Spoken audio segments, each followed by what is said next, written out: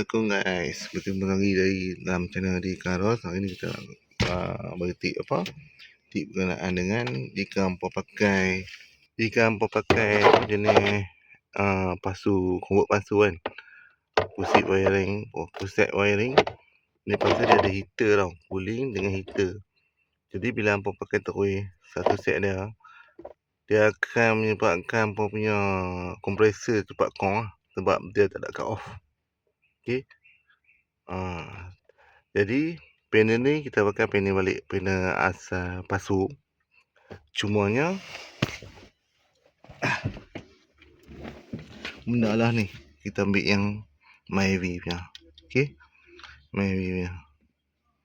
Dia tak cuma dekat belakang Myvi tu dia ada satu orang panggil resistor lah yang bagi untuk keluar pasu sejuk. Cumanya yang ni kira tak ada. Dia ada wire ni kita ada. Tapi sama lah dengan Myvi. Dengan atas ni. Kan, bracket ni kita pakai balik. Kalau kata Myvi, dia kena pakai balik bracket ni. Myvi pasu. Sorry. Pasu dia kena pakai bracket ni, button set ni sebab dia ada ABS punya signal kat sini. Untuk info lah. Belah driver side punya.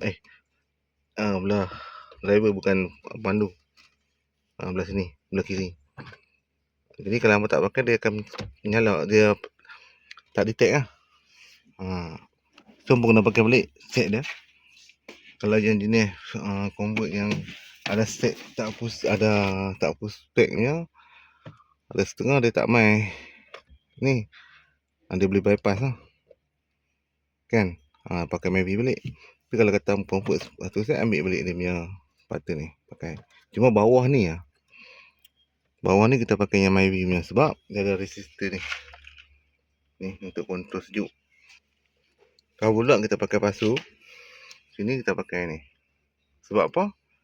Sebab bila tak pakai dia akan beza. Ni tak ada. Ni pasu punya, Myvi punya controller panel. Dia akan merosakkan apa punya kompresor. So yang ni wire ni asal pasu tak ada wire, cuma kita kena pasang dekat tu. Nampak? Skru ni wire yang join untuk ke tu, nampak yang putih tu, yang join ke cooling coil. Okey, dia ada dua wire tau, dua wire. Ambil salah satu wire in, masuk out pun masuk, pergi dekat resistor ni. Kan ada dua wire kan. Satu masuk, yang belek yang laki lagi satu tu pergi dekat sini. Salah satu wire, jangan dua-dua tak function, satu Okey. Dapat? Alright. Kalau tak buat apa punya sayang, kompresor cepat kong. Ni wire ni. Tak dapat pun dah pasang lah. Dia ada dua wire kat sini. Hitam putih. Ni. Tu.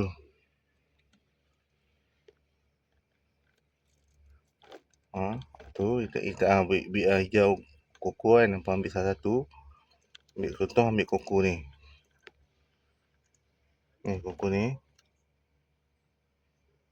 Hampa potong kiri dan kanan. Lepas tu satu pergi kat resistor tu, satu pergi ke wire ni. Wire ni kan ada dua.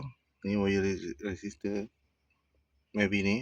So sambung InsyaAllah jalan. Okay. Alright, semoga bermanfaat. Jangan lupa share, subscribe untuk pengguna-pengguna pasu Myvi, convert pasu full set. Alright, baik.